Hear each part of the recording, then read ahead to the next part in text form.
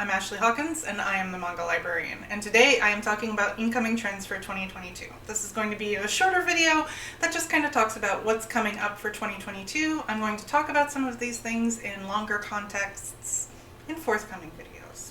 So there we go. And we're going to start with manga associated things, and then I'm going to talk to you about things that are not manga, and then I'm going to give you a list of titles that you might want to keep your eye on. So, manga associated things first. Number one to keep in mind is that this year is the 100th anniversary of Shogakukan. So Shogakukan is a major publisher in Japan. It is also one of the two publishers that fills into Viz, so Shogakukan and Shueisha. Shogakukan Productions, or Shopro, is one of the major shareholders for Viz, so they publish a lot of the titles that go into Viz, and they're a publisher of Shonen Jump. So we are going to probably see a lot of things that commemorate this and are celebrations of Shogakukan's successes, and I think you're probably going to see a lot of interesting stuff. So we've already heard that there's going to be a new Urusei Yatsura series. Urusei Yatsura is written by Rumiko Takahashi, who is the mangaka behind Inuyasha, Ranma 1/2, and of course Urusei Yatsura. So they are putting out a new animated series from the same production house that does the JoJo's Bizarre Adventure animation, and so it's going to be called Urusei Yatsura All-Stars. I'm really excited. I'm a big Urusei Yatsura and Rumiko Takahashi fan, so I'm just looking forward to it. It's good to kind of start off the year with news like that. In general, I kind of like older series, and I think we're going to see a lot of things that do kind of rejuvenate older series, because typically when there are these major anniversaries, Japanese companies do like to look back and celebrate things that they have done over their tenure. So I think we are going to see a lot of like rejuvenations of older licenses. So you might get requests for series that might surprise you, that maybe have been kind of dormant for a bit. And I wouldn't be surprised if Viz started putting out some more, editions of certain things. We'll see what kind of happens. Nothing's really been announced, but it is something to kind of be aware of. Moving from a big, huge publisher, Viz is the biggest publisher of graphic content in the United States, but let's actually look kind of towards the smaller guys. This is going to be a year to keep your eye on the smaller presses, because they are publishing really interesting things. Publishers like Denpa, Starfruit Books, and Glacier Bay Books are publishers to kind of keep your eye on this year. They are acquiring very, very interesting licenses. They're acquiring some older licenses that have just never been picked up before, but they're also picking up some titles that have like really great representation and perspectives that you won't typically see from the bigger publishers. So it's a really interesting year to kind of see what it is that these smaller presses are going to be putting forward. And you might hear some of those titles when I talk a little bit later about particular titles that I want you to keep an eye out for. But before I move on to that, another thing to keep your eye out on is actually stuff that isn't manga, that you are probably going to be hearing about from your typical manga readers and getting requests about. Manhwa, light novels, web novels, webtoons, and danme are on the rise. And this year is probably the year they're going to blow up. So this is something to keep in mind and just be aware of if you are not already aware of them or purchasing them. And this has kind of been in the water for a bit. There was a lot of hiring last year for Korean translators and localizers from publishing houses like Seven Seas and Yen Press. And Yen Press has been making a bit of a push for manhwa and light novels. They've had a lot of success with Solo Leveling, and they are publishing The Abandoned Empress, and they have more forthcoming titles that are Korean based. And they are, there's some interesting stuff going on there. Seven Seas also is picking up some things, and I think we have some interesting stuff going on there. There is also a dedicated Korean web novel localizer called Word Accept, and they are starting to put things into print. So they are gathering together some of the most popular titles and putting them into print and digital so that they are available to read, and they are kind of picking up on this trend, and they have big plans for this year. They're going all out. So I think we are going to see a lot of those things coming out. Korean media in general is on the rise, due in large part to the success of streaming services. Rakuten Viki does very well, and we can actually tie that also to the rise of danmei. So danmei is actually a Chinese genre of novels. It's basically BL or yaoi. BL meaning boys love or boys rabu. There was a recent publication of 3 titles from a very, very popular danmei author called MXTX, or Mo Shang Peng Shu. And even in China, she is called MXTX.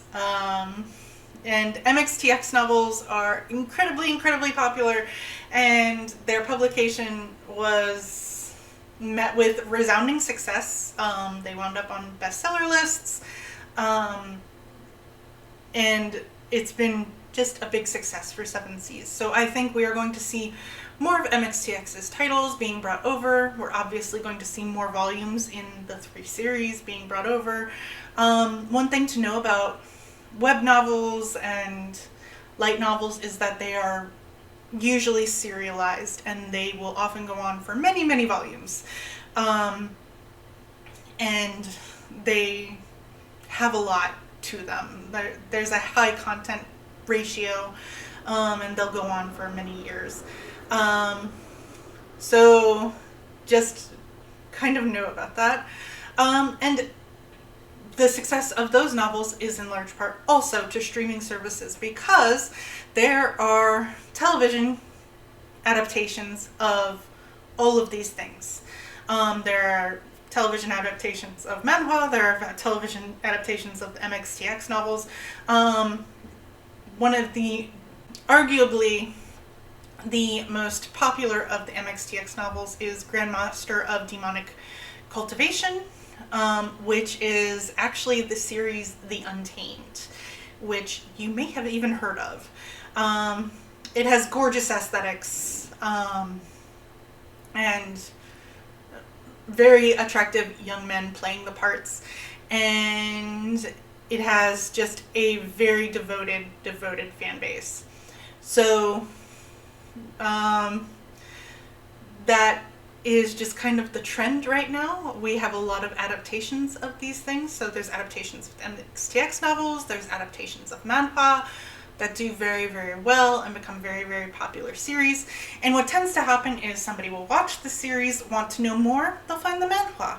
Then they'll find out that the manhwa was actually based on a web novel, and then they want to read the web novel. So we actually have like a reverse economy that kind of happens where consumers of the media are kind of working backwards from how it actually kind of played out in Korean and Chinese ecosystems. So it's just very interesting. But I think the popularity of these various shows and adaptations is going to drive more and more people to the content. Yeah, you're going to be getting a lot of requests for these things, particularly as they're more and more localized. So it's an exciting time. And in association with that is the success of webtoons like Lore Olympus. So and Lore Olympus is not created by a Korean creator, but I think it is important to remember that Webtoon is created by Line, which is a Korean company, and so the success of Lore Olympus is actually driven by the success of manhwa. And so this is all sort of associated. So the success of Lore Olympus is tied to the success of manhwa, which is tied to the success of manga here in North America. So this is all sort of integrated and connected. I will talk a little bit more about these things that are kind of burgeoning in a bigger video where I can explain more concepts. If you have any questions, you want me to go in more depth, I can do that in other videos.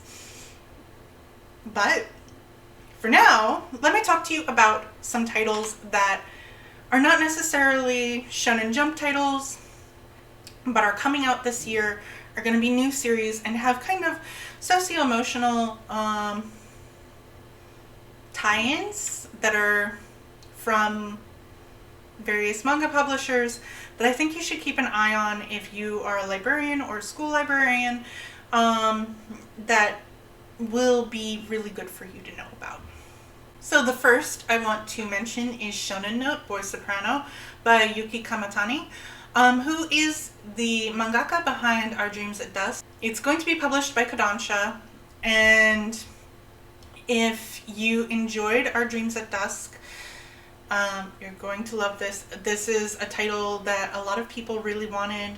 I'm very excited for it. It looks really beautiful.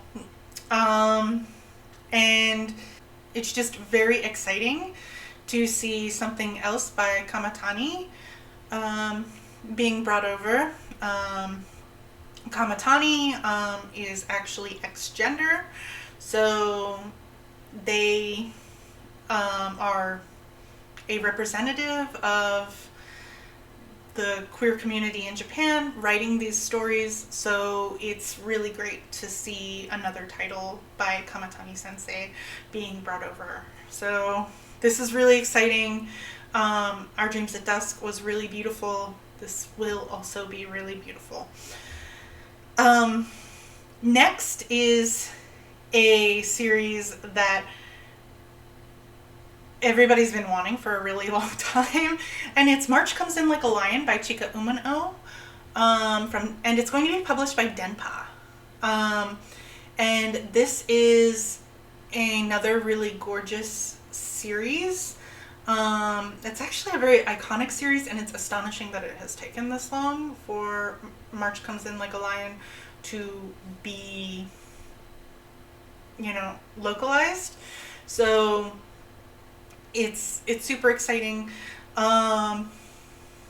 Many people identify with the protagonist as being potentially neurodivergent, and so I'm really excited. Also, it's really great to see something else from Chika Umano being brought over.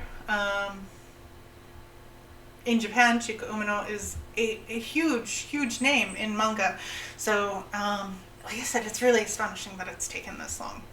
Until I Meet My Husband, right, by Ryusuke Nanasaki and Yoshi Sukizuki. This one's being published by Seven Seas, and this is a very interesting title. It is actually a manga memoir. So it is the memoir of Ryosuke Nanasaki, who is a gay man in Japan, and his journey to finding love, and also being gay in Japan. And this is a very interesting title.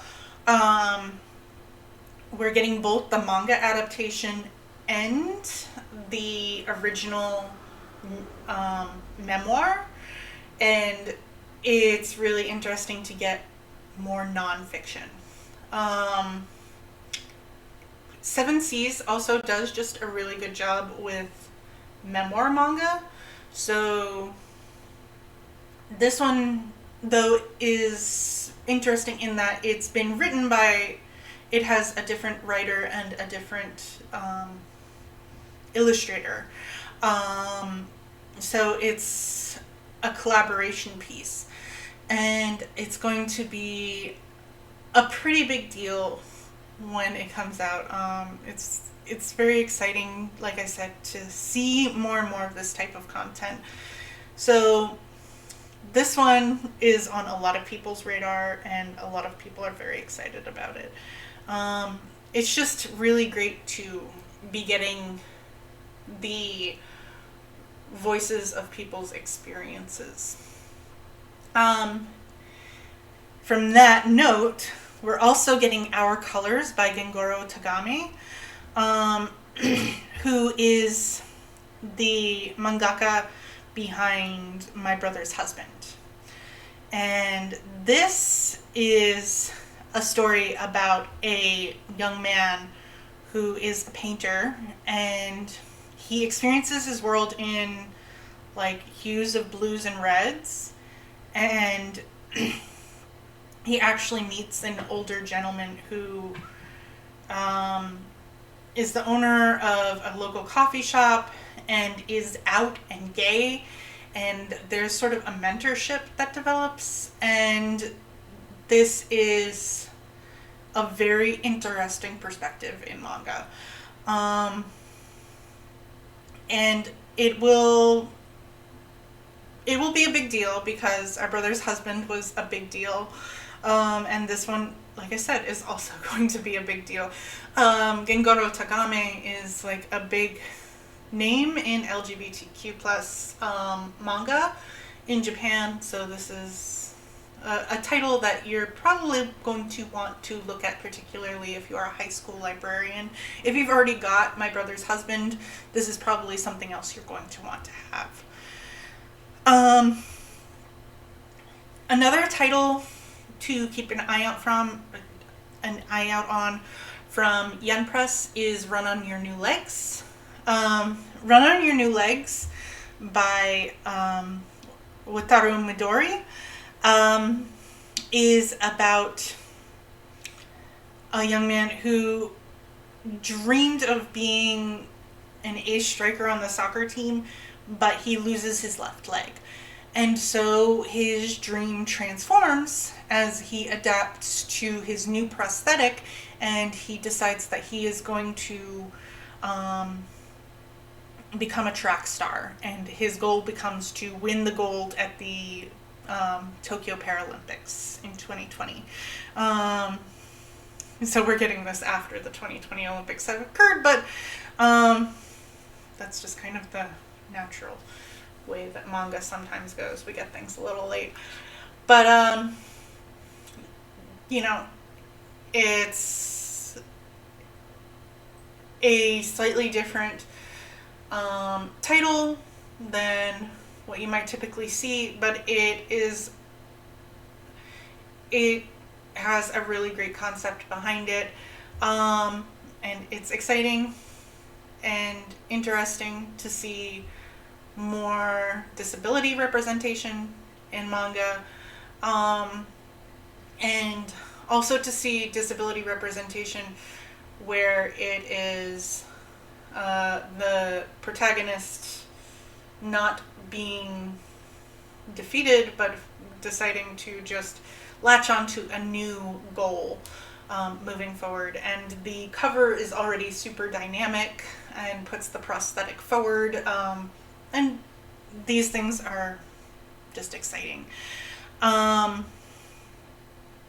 finally, one that I have mentioned before, but I am still very excited for, is My Brain is Different, Stories of ADHD and Other Developmental Disorders by Monzusu. It is exactly what it sounds like. It is a collection of stories about neurodivergent people, and this is the year that it finally comes out. So, and I've talked about it before. And these are, like I said, just some titles to kind of be aware of. There are plenty more coming out. Honestly, it's almost overwhelming as just a manga fan to see how much is coming out. My list of things that I am acquiring just for January and February, just for myself, not even what it is that I want for my library, is pretty long. There's so much being published right now and so much interesting stuff being published right now that it is bonkers. My best advice is to pay attention to publishers, pay attention to reviews, and just kind of see what's coming out. And also just pay attention to your patrons because they're keeping an eye on things. But it can be very overwhelming right now, especially as the market is now widening into other formats. And they are things that your manga consumers, who you may have always thought of as only manga consumers, are now consuming these other things and having the same level of demand for them. So that's all I'm going to say for now because it's a lot of information, and I will see you in the next video.